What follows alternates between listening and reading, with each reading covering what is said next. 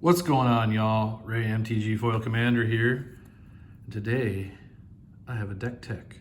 And that deck tech is Nicol Bolas the Ravager. For those of you that don't know what he does, when he comes in, all your opponents discard a card, which card advantage. All right, and he's only one colorless, a blue, black, and red. And then you can pay for a blue, black, and red and exile him and return him transformed under your control, right? Only do that as a sorcery though, okay? On the back side, Nicol Bolas the Arisen, his +2 is draw 2 cards. His -3 is Nicol Bolas deals 10 damage to target creature or planeswalker. His -4 is put a creature or planeswalker card from a graveyard onto the battlefield under your control. So any graveyard, which is awesome. And his ultimate is a -12, exile all but the bottom card of target player's library. So pretty much mill them out. So pretty darn sexy. I love this deck. I don't get to play it very often because, people don't like it very much. And I haven't even done a lot of any upgrades to it since I built it. So if I do that, it'll get even worse with, Thassa's Oracle and all that jazz, but I don't do that. Maybe later. All right, so let's start this out. So this is my Nicol Bolas Super Villains deck. Everyone does Super Friends and all that. I like the bad guys. I like the evil guys. The only creatures I play in this deck is Leveler, which he lets you remove your library from the game, and I'll tell you why later. Deep Glow Skate, you get to double the number of each kind of counter on any number of target permanents, which is ridiculous. It lets you ultimate a whole bunch of planeswalkers. So awesome. Spark Double, I play him because he can come in as a copy of a planeswalker and gets an extra loyalty counter. So awesome. All right, so those are my creatures. I'll set those to the side. Leave Leveler here for a second so I can show you a little something. My instant spells, I play Cyclonic Rift and Nexus of Fate. Extra turns are always good, and returning a bunch of stuff to their owner's hands, also good. So you can leaves you open for the kill. All right, for our enchantments, we have Inexorable Tide, allows you to proliferate, which puts more counters on your planeswalkers. Omniscience, I play this one because if we get up to that much mana and then we're just drawing a bunch of cards and stuff, then we could just throw them all on the battlefield and go off all at once, crazy. And Oath of Jace enters the battlefield, draw a card, then discard a card. At the beginning of your upkeep, scry X, where X is the number of planeswalkers you control. So being able to scry and cycle through your deck to get the stuff you want, that is badass. All right, I'll go through the lands real quick. So for colorless lands, Prismatic Vista, so you can crack and get some stuff. Command Beacon, obviously, Inventor's Fair, to get artifacts, and my artifacts are pretty badass. We'll go over those next, so you'll see why we want that in our deck. Karn's Bastion, extra mana, proliferate. Command Tower, obviously. Darksteel Citadel, artifact, relevant. All right, so Sunken Hollow, Dragon Skull Summit, Blood Crypt, Wander and Firmoil, Shivan Reef, Scalding Tarn, Steam Vents, and then I have basics with the 3 artifact lands, so Whispering Vaults with some swamps. Then I have Great Furnace with some mountains, Seat of Synod with some islands.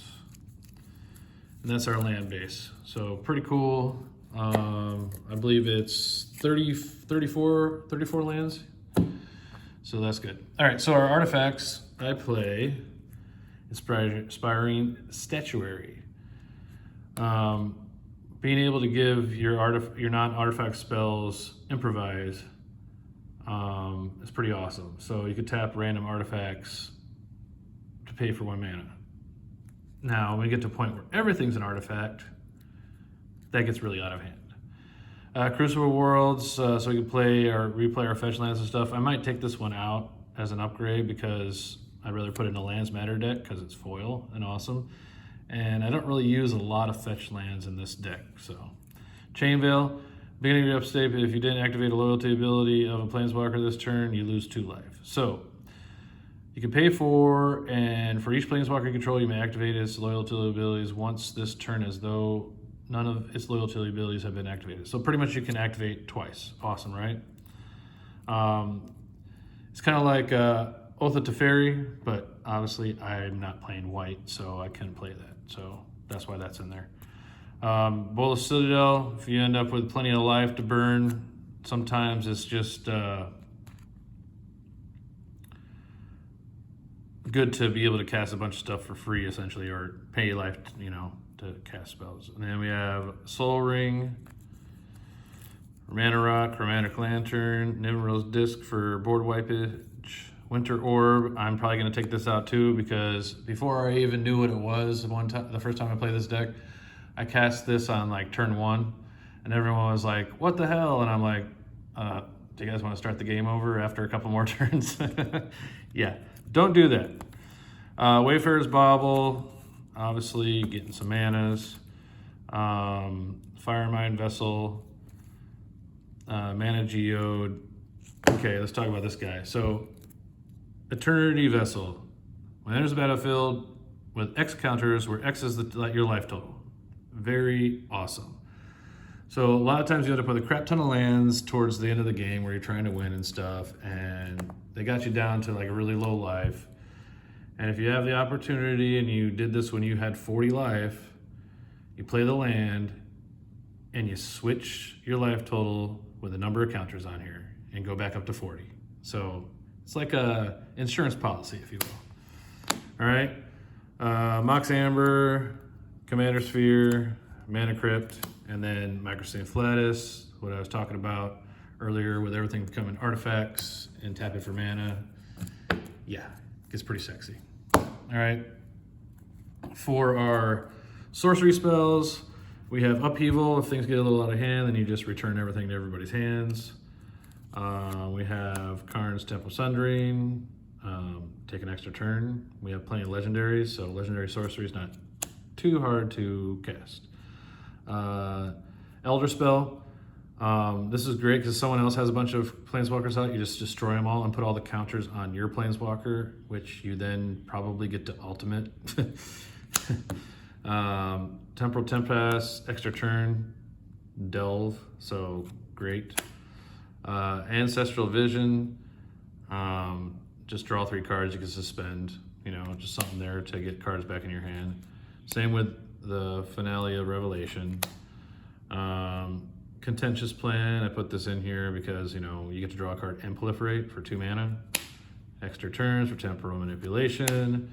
Tesla's Gambit, you get to draw 2 cards plus proliferate. Amazing. Decree of Annihilation, exile all artifacts, creatures, and lands from the battlefield. I think this may or may not be banned, so I got to double check this one. But if it's not, it's staying in because let's restart the game. Yep. And Temporal Mastery, extra turn. So, yay. All right, so the real meat and potatoes of this deck, let's talk about that, is the Planeswalkers. Planeswalkers. The evil Planeswalkers. All right, so I know how we have Leveler. So if we have Jace out, and we play Leveler, then we +1, we win the game. Easy combo, right? I got Saheeli just because I find her to be absolutely gorgeous.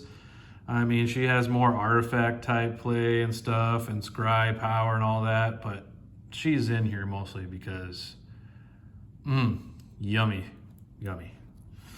All right, anyway, Nicol Bolas, Planeswalker. Removal, right? Karn, the Great Creator, shuts down a lot of stuff. Love it. Ugin, the Spirit Dragon. You can board wipe, but it's a good board wipe because it exiles the stuff. So you can get rid of all your opponent's combo pieces and then start playing your stuff. This one is you can destroy an artifact or creature by sacrificing an artifact. I mean, you'll have plenty of artifacts out, trust me. Dak Faden, I like this one because you can gain control of target artifact. So take someone else's ramp, use it as your own. Exile a card from their hand, it's good. I mean, you want to get your +4s, that's cool, but I usually use it just for exiling. Jace the Mind Sculptor, who doesn't like to mill? So a lot of people say that, you know, is Jace really a villain? Come on, people. He worked for Tezzeret. Of course he's a villain. Plus, everyone freaking hates Bill. He's a bad guy. I love it. Nicholas, more removal. Jace Architect of Thought. I wanted to play a lot of copies of Jason here. I love it. But this also allows you to do a little something plus reduces the power of creatures going to attack you. More artifact play, taking stuff from your graveyard. You're going to have people destroy a lot of your stuff, so getting it back is important. This is I put this in here in case anyone does what's that artifact called?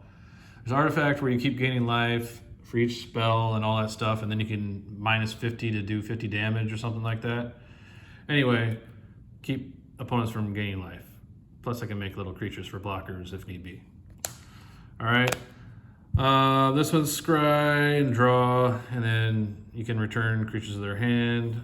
I really like this card actually. I bought this in a tournament in Florida, I believe. Yeah, Florida. And I was building a mill deck for standard because they weren't doing a draft. So I built it on the spot. And someone cheated out, I think it was an Ulamog or something like that. Yeah, and then I played this the next turn and returned it to their hand. So they weren't able to cast it the rest of the game actually. God Pharaoh, you know, Nicol Bolas is, and then, you know, and the Dragon God. I mean, it's all about removal, right? Removal. And Saheeli, she makes artifacts, you know? So every non-creature spell, boom, server artifact. We allow to just sacrifice artifacts to do stuff. Plus, isn't she fine as hell? Anyway, then we got Karn, Sign of Urja. Kind of cycling through our deck a little bit, see what we get. Yeah, go from there. Yeah. Tezzeret, you know, tap up on two artifacts. Some of our lands are artifacts. Keep that in mind. So it's very handy. You can also search for artifacts. It's great. Jace Berlin. Each player draws a card, or target player draws a card. So you can have everyone draw a card to plus them up, or you can minus to make yourself only draw a card. Or if there's something that's going to punish someone for drawing a card, make them draw a card. I think you would just make each player draw a card. But anyway, or you can ultimate, target player puts the top 20 cards of their library in their graveyard. You know, just another mill tactic. Love this one. Damage, discard. You know, more card advantage. Nicol Bolas the Deceiver. Obviously, every Nicol Bolas I could find goes in here. I don't have the old ancient looking one, but like other versions, you know. This one's great. I like this one because it's -3, destroy a creature and draw a card. So card advantage / creature advantage. Love it. That's the same one. Same with this one. You know, you destroy creatures and make them draw cards, and they take damage every time they draw a card. So a lot of times in decks, I'll use this to destroy my own creature and draw 2 cards. So, you know, if I play Deep Glow Skate and I've already proliferated everything or double counters, do I really need it anymore? No, but I'd like to draw some cards. This one is look at the top cards of your library, put one of them in your hand and the other in the bottom of your library. So, you know, like scry-ish type stuff. And then you can untap permanents, and then The ultimate for this one is you get an emblem with, you may activate loyalty abilities on planeswalkers on any player's turn anytime you could cast an instant, which is amazing. Just think of how much removal you can do on, like, oh, you want to play a creature? You think you can keep it until my turn? No. And Tezzeret, the Thopter Maker. I actually really love the art on this card. Look at that. Look at that hand. And another Saheeli. You got to have all the Saheelis. She's just so delicious. Anyway, and then Sarkhan the Masterless. I like this one because if I have a bunch of Planeswalkers out and I can't really go off with my Planeswalkers ultimates and everything to make me win the game, I can play this guy and just make all those Planeswalkers, 4/4 dragons and do as much damage as possible trying to kill my opponents. But anyway, that's Nicol Bolas Super Villains in a nutshell. Pretty sexy. There is a combo with, what is it, Jace and Tezzeret? I don't know. I forget which copy's which. But anyway, if you want to look that up, you can. But I think I might do some upgrades to this deck. But for now, he's a sexy beast. He's gonna whoop that ass. So if you have what it takes, build a deck of super villains and take out all those super friend decks. You know, people play a lot of proliferate, people play a lot of tokens. Just build this deck and kill them all. That's all I got. And as always, share my channel. Give me a like, give me a thumbs up, you know, the whole nine. Leave a comment if you will. Peace out.